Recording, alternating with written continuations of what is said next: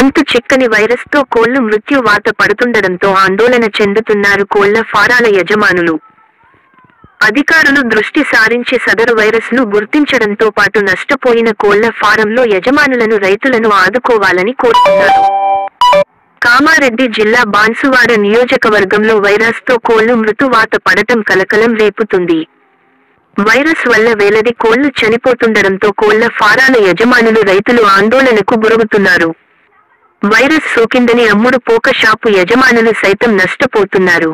కోళ్ల ఫారం యజమానులు ఆవేదన చెందుతున్నారు. కిష్టపూర్లో 2500 కోళ్లు చనిపోయినట్లు యజమాని లింగం తెలిపారు.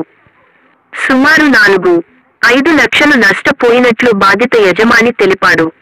ఎక్కడ చూసినా కోళ్ల ఫారాలు ఖాళీగా కనపడుతున్నాయి. ప్రభుత్వం ఇటువైపు దృష్టి సాధించి కోళ్ల ఫారం యజమానులు ఆదుకోవాలని కోరుతున్నారు.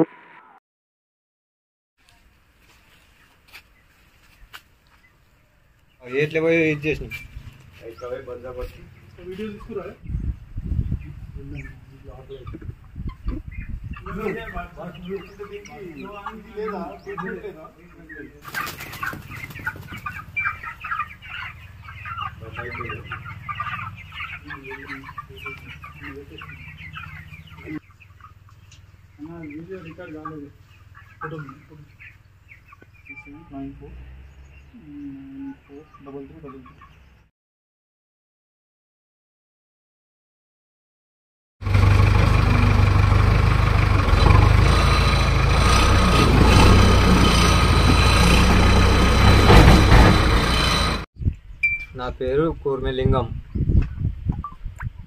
బీర్కూర్ మండల్, కామారెడ్డి డిస్టిక్, కిష్టపూర్ గ్రామం. మాది కోళ్ళ ఫారం వేసుకున్నాం ఓన్గా. బర్డ్ ఫ్లూ వైరస్ వచ్చింది. వైరస్ వచ్చి 2,500 చనిపోయినాయి. దానివల్ల 4,50,000 లాస్ వచ్చింది.